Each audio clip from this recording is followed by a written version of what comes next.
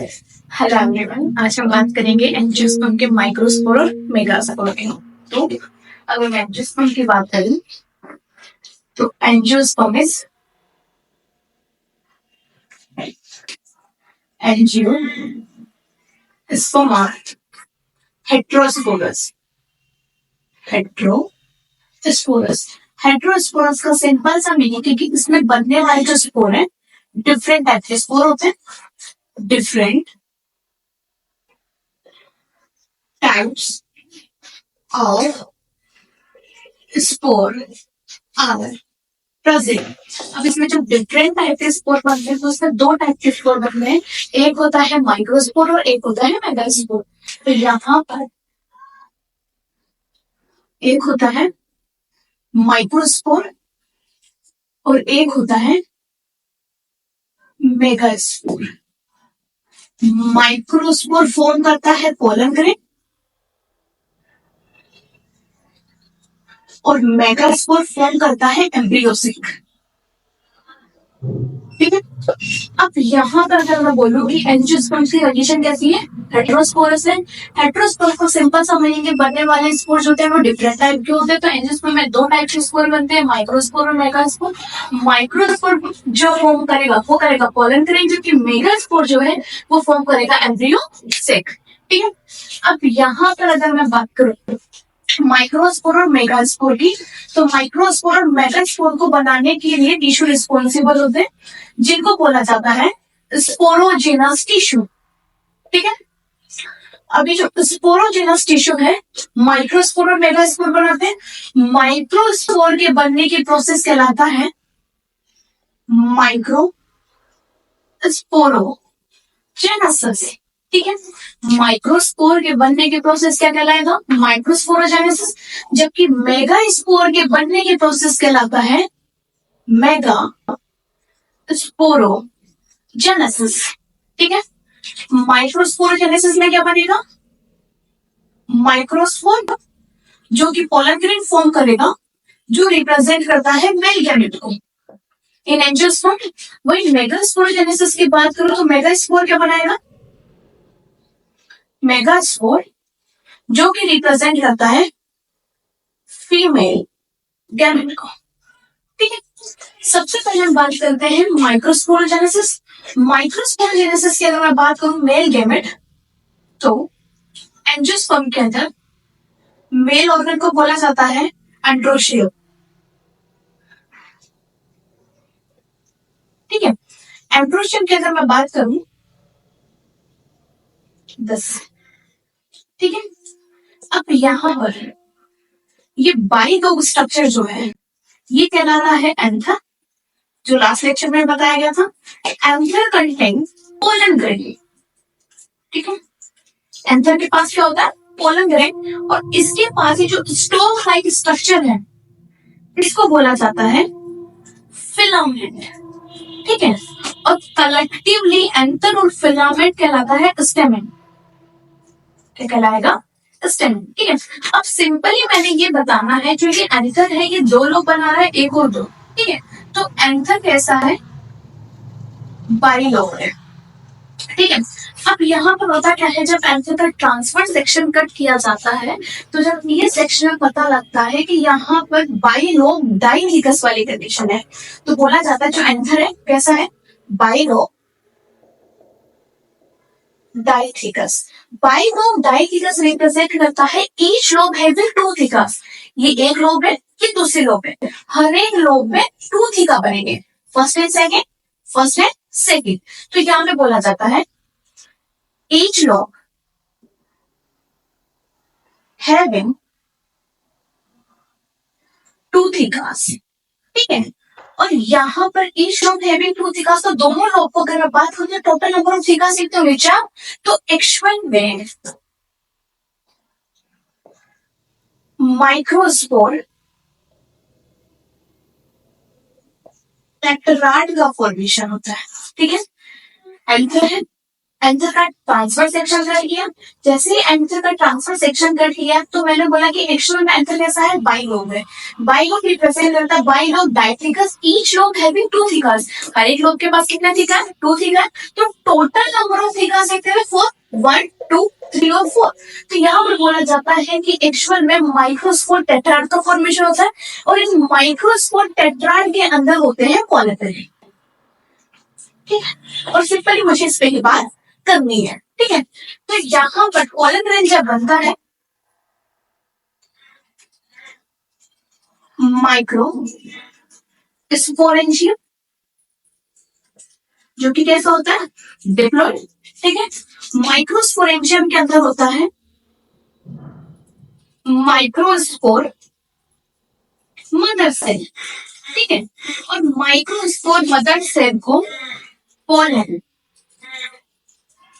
Mother cell के नाम से भी जाना जाता है। माइक्रोस्पोरेंजियम कैसा है, डिप्लॉइड। ये जो पॉलन मदर सेल होगा ये भी कैसा होगा, डिप्लॉइड। ठीक है, इसका होगा मियोसिस। इसका क्या होगा, meiosis. Meiosis second, meiosis first और मियोसिस सेकंड। ठीक है, जिसके कारण 4 सेल बनेगी बस। और ये 4 सेल का कंडीशन कैसा होगा, हैप्लोइड, जिसको बोला जाता है microspore tetrad. This is microspore tetrad. ठीक है, और यहाँ पर इस माइक्रोस्पोर टेट्राड के अंदर होते हैं थाउजेंड्स ऑफ पॉलन ग्रेन। ठीक है, इसके पास में क्या होता है, पॉलन ग्रेन। ठीक है, अब ये पॉलन ग्रेन जैसे ही मैच्योर होगा, ठीक है, मैं बात करती हूँ मैच्योर पॉलन ग्रेन। ठीक है, अब यहाँ पर मैच्योर पॉलन ग्रेन की अगर मैं बात करूँ, सबसे पहले तो मैंने बताया कि पॉलन ग्रेन बना है। ठीक है, अब मैं बात करूंगी मैच्योर पॉलन ग्रेन की। मैच्योर पॉलन ग्रेन में इस तरीके का स्ट्रक्चर है जिसमें बोला जाता है कि जो आउटर मोस्ट लेयर है, दस, ये जो आउटर मोस्ट लेयर जिसको बोलते हैं एक्साइल। ठीक है, जबकि जो इनर मोस्ट लेयर है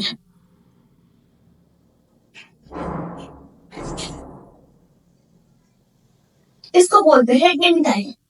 ठीक है, अभी जो एक्साइल ये क्या करता है, स्पोरोपोलेनिन।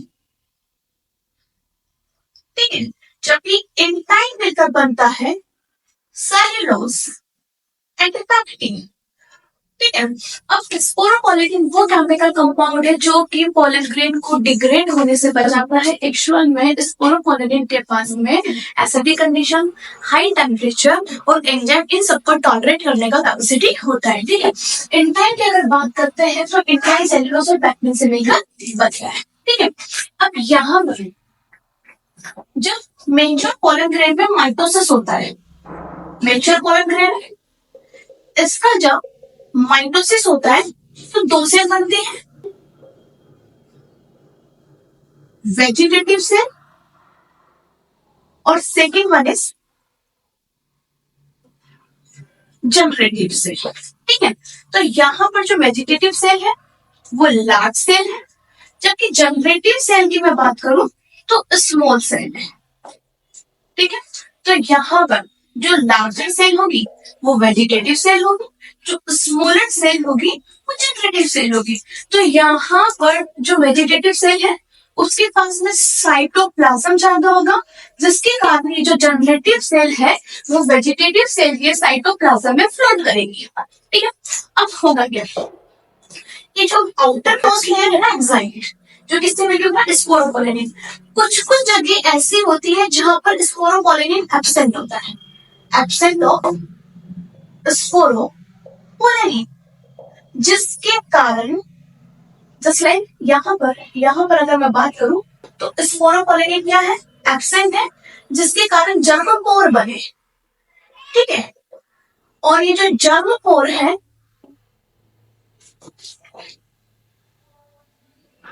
ठीक है, जर्मोपोर बने, और ये जो जर्मोपोर होंगे ये पोलन ट्यूब का फॉर्मेशन करेंगे। ठीक है, और पोलर ट्यूब वो ट्यूब होती है जिसके अंदर मेल गैमेट होते हैं, प्रेजेंस ऑफ गैमेट या मेल गैमेट, ठीक है, जस्ट लाइक दिस। तो यहां पर ये वाला जो स्ट्रक्चर है ये कहलाता है पोलर ट्यूब, और इस पोलर ट्यूब को फॉर्म करने के लिए कौन रिस्पॉन्सिबल है, जंग पोर, और जहां पर जंग पोर होंगे वहां पर स्पोरोपोलिन एब्सेंट होता है, जबकि outer most layer is exine है जहां पर स्पोरोपोलिन प्रेजेंट होता है, क्योंकि इस स्पोरोपोलिन के कारण ही इस पोलर ग्रेन को डिग्रेड होने से बचाया जाता है, ठीक है। लेकिन कुछ कुछ जगह ऐसी होती है जहां पर स्पोरोपोलिन एब्सेंट होता है, जहां स्पोरोपोलिन एब्सेंट होता है वहां पर जंग पोर बनते हैं, और जंग पोर is responsible for the formation of polar tube, और पोलर ट्यूब वो होता है जिसके अंदर मेल गैमेट प्रेजेंट होते हैं। एक पोलर ट्यूब के पास में 2 मेल गैमेट होते हैं,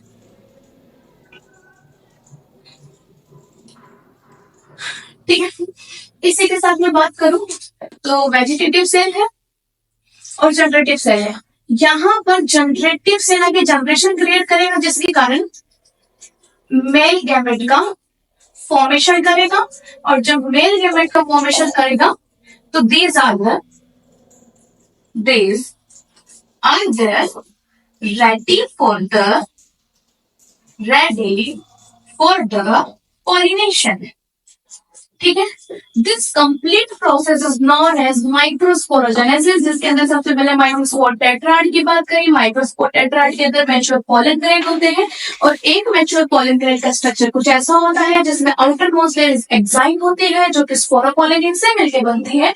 स्पोरोपोलिन टेक्सचर में इस पोलन ग्रेन को डिग्रेड होने से बचाता है, ऑल ओवर प्रोटेक्शन प्रोवाइड करता है।